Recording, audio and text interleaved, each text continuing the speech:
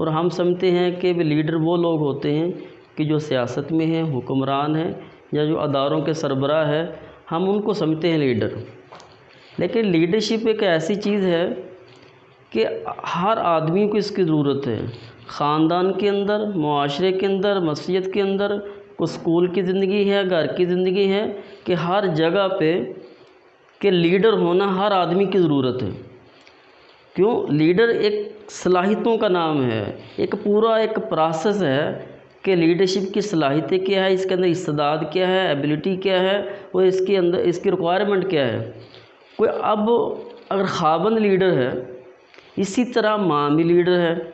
अब जो बच्चों की परवरिश होगी, तो बच्चों को आने वाले ज़माने के लिए हम खुद से घर से तैयार कर सकते हैं, अगर हमारे अंदर लीडरशिप की एबिलिटी है बतौर वालिदैन। इसी तरह एक टीचर के अंदर अगर लीडरशिप की एबिलिटी है, तो लीडरशिप कहती है कि भी दूर को देखना, आगे देखना, अपना विजन उसका भी ऊपर हो, हदफ भी आगे हो। तो अब इसके दुनिया के अंदर जो बड़े लीडर में एक मैक्सवेल है, तो इसने एक किताब लिखी, 21 कवानीन लिखे, लॉ ऑफ लीडरशिप। तो अब हम डिस्कस करेंगे इंशाल्लाह 2-3 दिन। तो इसका ये पहला कानून है लॉ ऑफ लीड कि डक्कन का कानून। अब ये कानून बयान करता है अहलियत को, एबिलिटी की जो अहलियत है।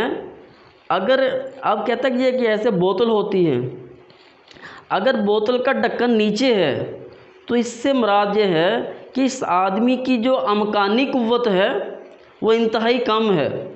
अगर जितना ढक्कन ऊपर होगा, अमकानी कुव्वत उतनी ज़्यादा होगी। ढक्कन जितना नीचे होगा, अमकानी कुव्वत उतनी कम होगी।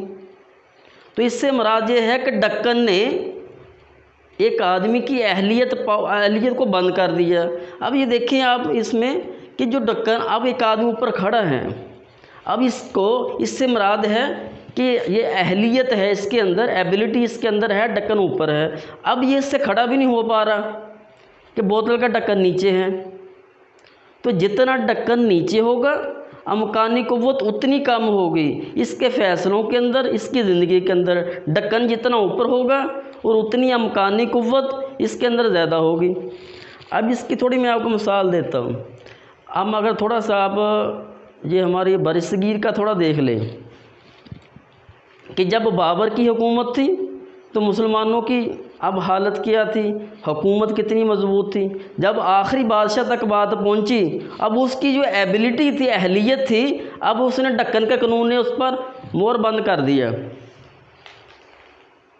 जब थोड़ा सा आप आगे आ जाएं, ये एप्पल कंपनी, अब इसका दो पार्टनर थे, लेकिन मेन जो था स्टीव वार्नियाक था, वो इसका ज़्यादा उसका हिस्सा था। स्टीव जॉब्स उसके बाद था। तो लेकिन स्टीव वार्नियाक जो था, उसकी जो एबिलिटी थी, अहलियत थी, उसने अब ये कह ले कि मकानी कुव्वत पर ढक्कन रख दिया। लेकिन जब स्टीव जॉब्स ऊपर आया, तो उसके नतीजे में अब पूरी दुनिया में एप्पल हो गई। अब थोड़ा आगे चले, एक वक्त आया कि जो डायरेक्टरान थे, इन्होंने स्टीव जॉब्स को अलग कर दिया, सीईओ के ओहदे से हटा दिया, और नतीजे में पूरी कंपनी कोलैप्स कर गई। अब जब बहुत सालों के बाद इसको दोबारा जो ओहदा मिला, उसके बाद ये एकदम फिर ऊपर चली गई कि उसके अंदर अहलियत इतनी थी, उसने ढक्कन रख दिया। और उसके अंदर जो स्टीव जॉब्स अहलियत आला सतह की थी। अब मेरे को मिसाल है कि 2 भाई थे, डिक और मॉरिस। अब ये हिम्पशायर से कैलिफोर्निया है, तो ये हॉलीवुड चले गए। दोनों अभी मैट्रिक, जब वो अभी इब्तदाई तालीम थी उनके पास, लेकिन कुछ ख्वाब थे उनके, कुछ करना चाहते थे। तो जब हॉलीवुड में आए तो कुछ दिनों के अंदर ही अंदर इनको स्टूडियो पे, फिल्म के स्टूडियो पे जॉब मिली। लेकिन अब इनकी तबीयत में कुछ नयापन था, कुछ और करना था। तो फिर हॉलीवुड के शिमाल मशरक़ में एक कस्बा ग्लैंडियल था, वहाँ गए और उन्होंने एक सिनेमा किराए पे लिया। अब सिनेमा, लेकिन इनकी जो 4 साल चलाते रहे, 1 महीना भी ऐसा नहीं गुजरा कि $100 किराया था पूरा किराया बाकायदगी से अदा कर सकें। मतलब कोई सिस्टम चला नहीं इनसे। तो फिर उसके बाद ये ग्लैंडियल के मशरक़ में एक कस्बा है पैसाडेना, तो ये वहाँ चले गए। तो वहाँ इन्होंने एक रेस्टोरेंट खोला ड्राइव इन के नाम पर 1937 में। 1930 में ये गए थे। तो अब उस ड्राइव इन रेस्टोरेंट, अब कैलिफोर्निया पूरा बदल रहा था, अमेरिका पूरा चेंज हो रहा था, कल्चरल और बाकी सारी चीज़ों में जिद्दत आ रही थी।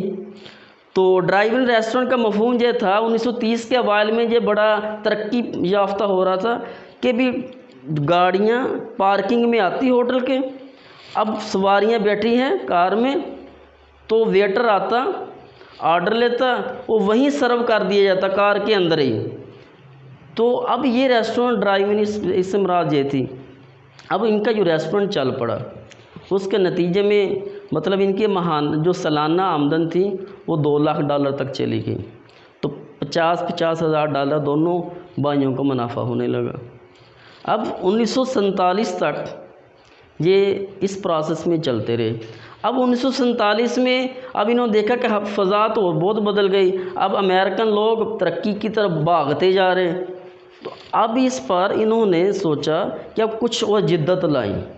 तो इनका सारा ज़ोर जो था अब इस बात पर आ गया कि हमने अपनी जो किचन है इसको मैनेज करना, और दूसरा कि सर्विस जो हमारी है पहुँचाने की, डिलीवरी देने की कस्टमर को, उसमें जिद्दत लाई। ये दो चीज़ों में इनका कमाल था, एक कस्टमर और दूसरा किचन इनका ऐसा जैसा असेंबली हॉल है। अब इनका जो मेनू था मतलब इसमें वो शेक्स थे, वो बारबेक्यू था, वो हीम बर्गर थे, इस सब बहुत चीज़ें थी, लेकिन वो सब को निकाल कर इन्होंने से हीम बर्गर पे आ गए।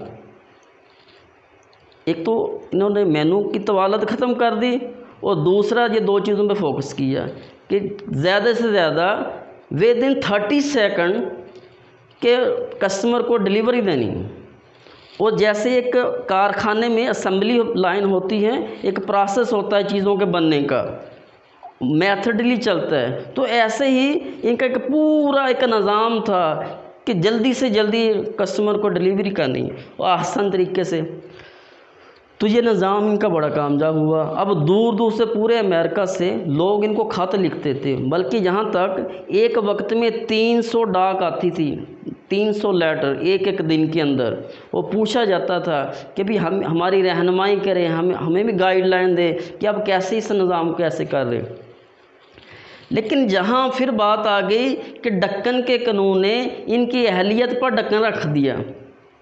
अब ढक्कन कैसे रखा, उस वक्त में $3.5 लाख जिनकी सालाना आमदन हो गई, $1 लाख जो कमाई कर रहे थे, और अशराफिया में इनका शुमार होने लगा।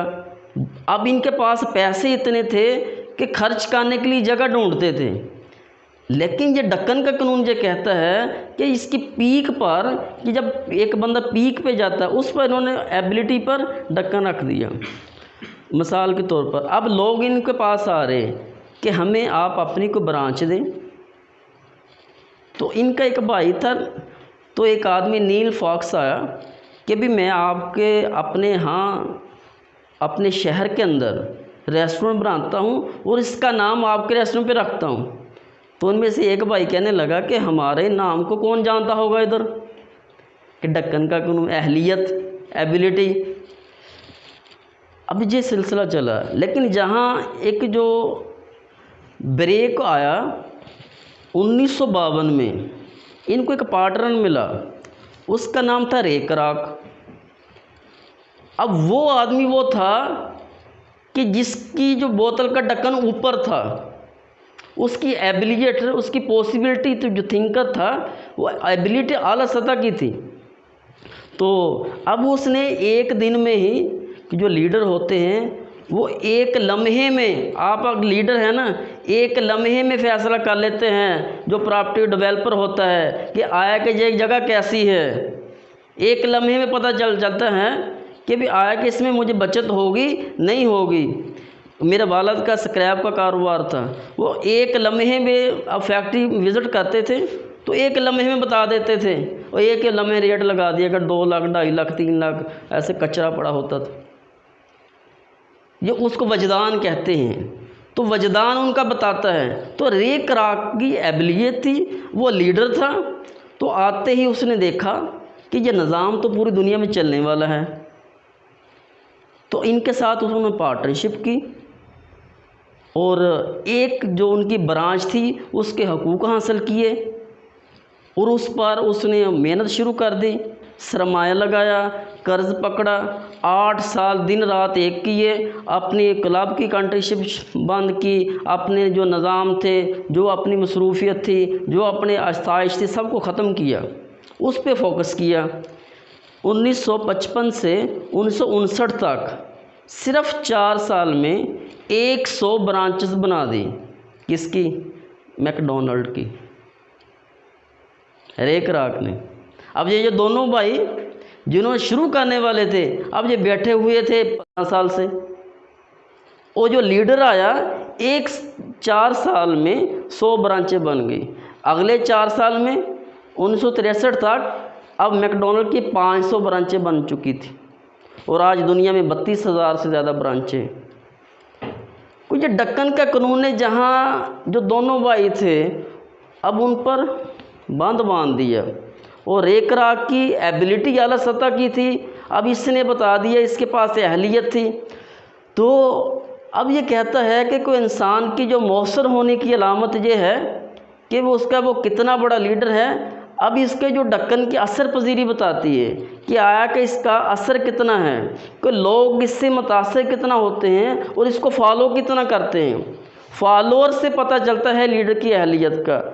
अगर इसके मानने वाले, इसका हल्का अहबाब, इसके दोस्त, इसके घर, अब जो इसको पैरोकार इसके बनते हैं, उससे पता चलता है इसकी असर पजीरी का, बातों से या इसका वो नहीं कि लीडर क्या पता चलता है, उसके मौसर होने से। उसकी अलामत ये है कि इसका ढक्कन ऊपर हो।